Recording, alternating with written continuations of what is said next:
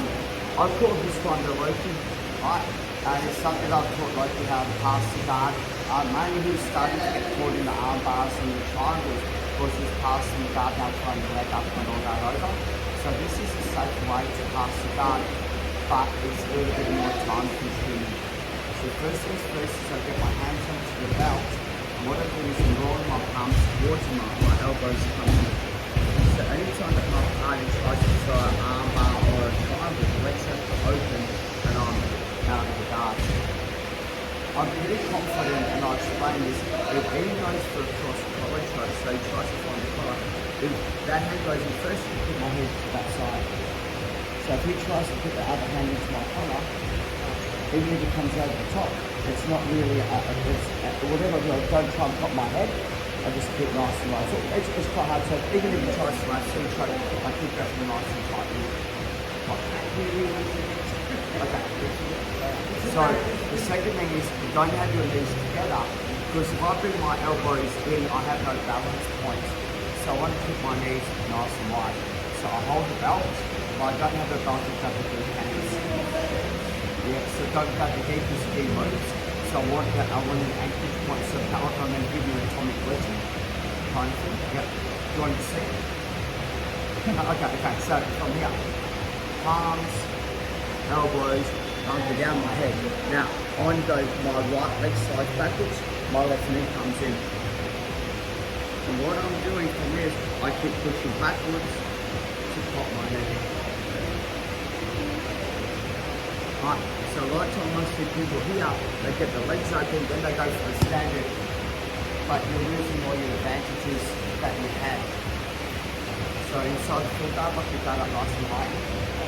Yeah, okay, so my hands, so I turn my knuckles towards me, palms for me, knees spread nice and wide. Right leg goes backwards, so it comes in. I'm just simply doing a cat stretch, so I'm pushing off my partner, so cat stretch, open, pop the guard. Like this way. So whenever we're going to do, like I said, I call it the Loki pass, or I actually call it the box passing, so passing inside the box. So elbows in, the hunkage down nice and low from here, and a lot of time that people focus on trying to get the hands, but as the elbows are dug in, this is really hard to dig them out. So what I'm going to do is I'm going to grab these from here. But what I'm trying to do is I'm trying to get my elbows underneath my hands, so I'm not this way, I'm this way here. So how do I do that? Raise my hips, come under. This is two motions. Right, so what I'm going to do is I'm going to slowly pull my partner in over me. I'm going to pull my knees to my chest. Kick. To come to the top position. So again, now you're probably going to get a wrist lock. If he's got the really good grip here, as I've told you before, you're probably going to get a wrist lock anyway. They're going to try and disengage. So from here, small bump to get underneath my partner. Pull, legs and hands.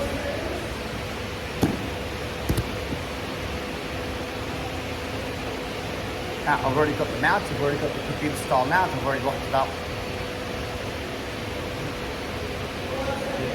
So if we were doing this in no-gi, it's a little bit harder to do, but it's still doable, right?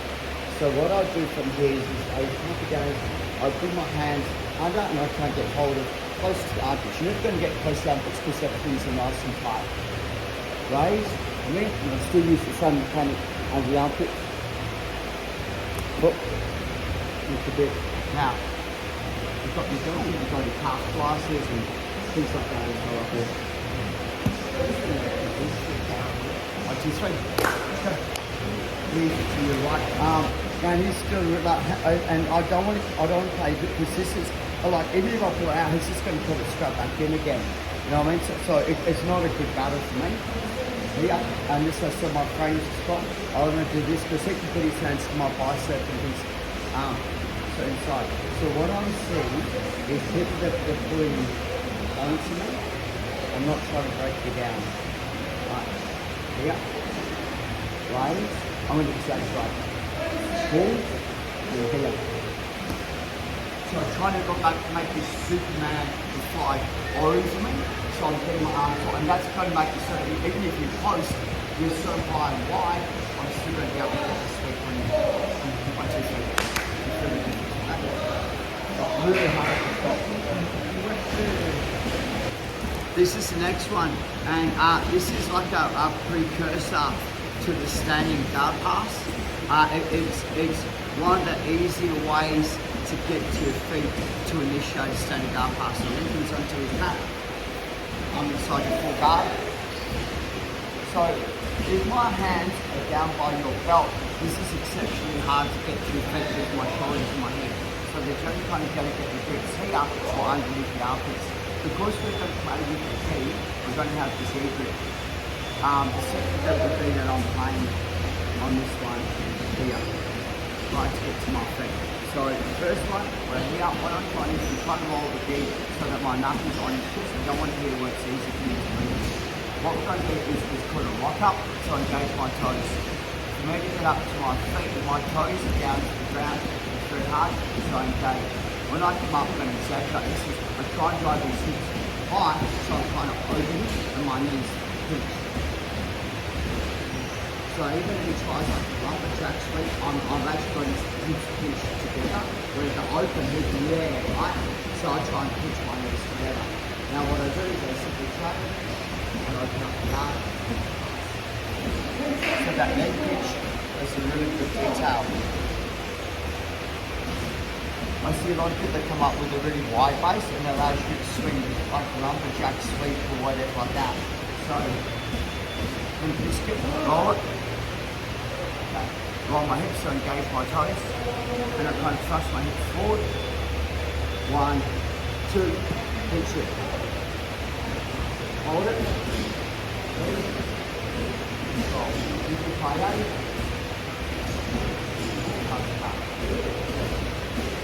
How's that feeling? Okay. Yeah. In. Come with us. On your back. Okay. And just a little bit to your left. 2 more. Every day shuffling. Perfect. Okay. So standing guard pass. The first one's first is I want to have my knuckles out. This means that by default my elbows in. If I'm holding this way, by default my elbows are out and he can pull my elbows away. In. Engage my toes. What that means is that my hips are going to come forward. So I go from toenails down to toes down. Come up, and what I'm doing is I'm coming up, but I pinch my knees together. It's a really awkward position for him.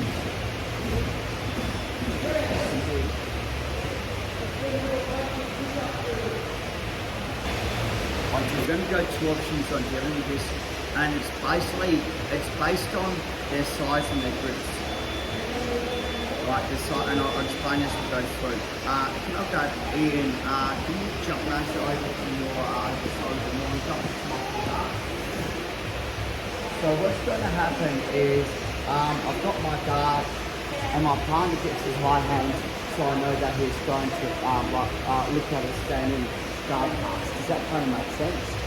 So what I'm going to do is I'm going to get my grip, so I'm trying to get my hands onto the front side, not the back side from here, just the front side. And what's going to happen as Ian engages and starts to stand, I'm going to do this. Now this is kind of counterintuitive, but I'm going to drop my hips down to the ground and try and get my feet near the armpits. I'm going to push his hands down underneath his legs. Slow motion. I drop my hips down. My feet. Right, come over. To get my sweep.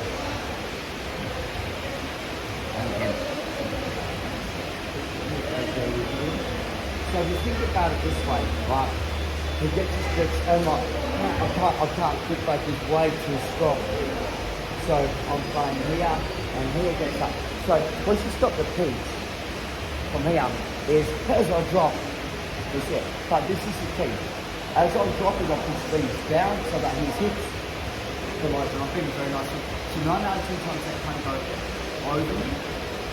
So the person here, just make sure you guys stuck the head, because this is quite an aggressive kind of sweep. Okay, you can I'm going to go slow again. So they get their grips on the collar, so I get my grips. And as he stands up, so from here, and he's generally in this position. So the reason why I hold these is that he can't let go and break my legs open either. So yeah, so I wouldn't go slow motion. So what I do is, I drop my hips, I drop my hips really low underneath it by his ankles. As I'm doing that, my toes go to the armpits. Here. Now in one motion, you're trying to do this one go here, and my toes come forward. So from here, you're not supposed to fall over. So from here, as I drop down, what I'm trying to do is my toes are going to go that way. But because I've got hold of his hands, you can't hoist. Does that make sense? So I'm trying not to make it fall. So as I pretend I'm holding these, but I'm going to make it so it can close to the face pad. As I'm dropping these, my legs come forward, but I'm holding these. So he's got nowhere to go. Right? So the timing is the most difficult part. The technique's actually really easy to do. It's just that dropping and kicking, but everyone drops down. You've got to drop hips deeper so that their head's kind of over you, and then as you kick forward, they've got nowhere to go. So if you have any issues with this, just because you're dropping hips straight down, try to drop your hips under them. That's the hardest part about the technique. Okay, 1, 2, 3. Like that.